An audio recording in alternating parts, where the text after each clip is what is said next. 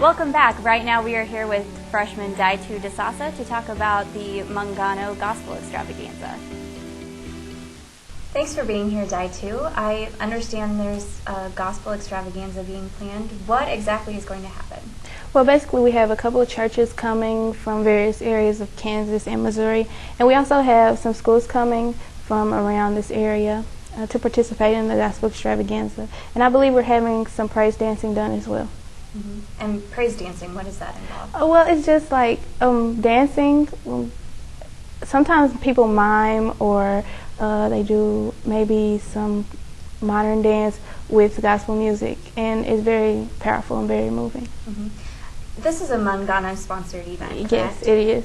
Why did Mungano decide to plan this event?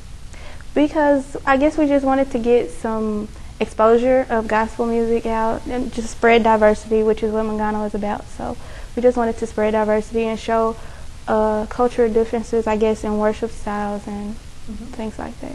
For someone that has never experienced anything like this before, what might they be able to expect? Well, you can expect to have fun, but you can also expect for there to be a nice worship atmosphere there. A lot of gospel music, of course, and there will be praise and worship and, like I said, dancing. So, All right. Now, I understand that there are some Baker students that will be performing. there are. We have the gospel choir, and that is, I believe that's organized by Ray Davis. I'm also in the gospel choir, and there's also a group called Be Manifest that will be doing praise and worship and a selection, and that group consists of Allison Williams, Bailey Bame, myself, and Lauren Cooper. And we're also getting help from other students like Alpheus Williams and Evan Wright. Okay. Now, is this something that you have grown up doing, or is that something that you decided when you came to Baker? That sounds interesting.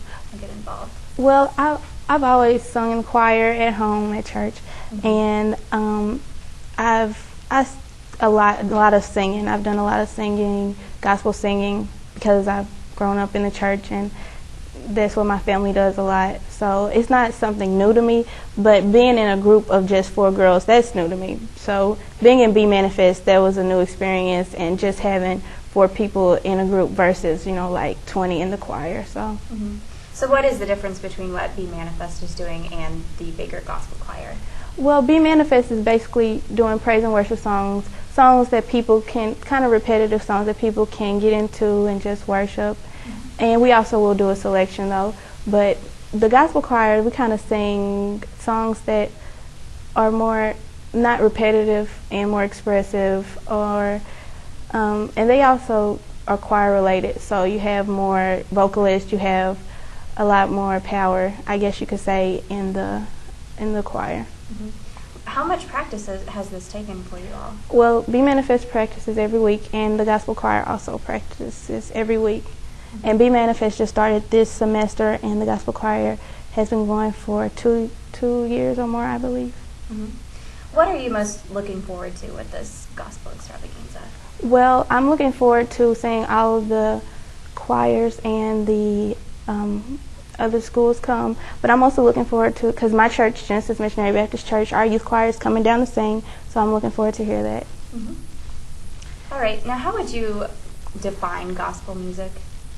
Oh, gospel! You can't define gospel music because it's so broad. I mean, you have your gospel rappers. I mean, you have gospel rap, and then you have actual gospel singers, and you have traditional kind of like gospel singers, and your contemporary gospel singers. It's really hard to define because it's so broad, But basically, the meaning there, of course, is Christ and His message. So I guess that would be how I define gospel music. Would you say it would probably tend to be a more inspirational experience? Oh, very much so. How so? It's just, I don't know. For me, it's just a feeling that I get in my soul, It's like a happiness, or sometimes when you're sad, it brings you up, or just different things like that. It gives you joy, a feeling of peace. You can release things, that are in you that may be bothering you from listening to gospel music. That's how I feel about it. Okay. So this event is going to be at Baldwin First United Methodist. Yes. Which is close to downtown. Yes.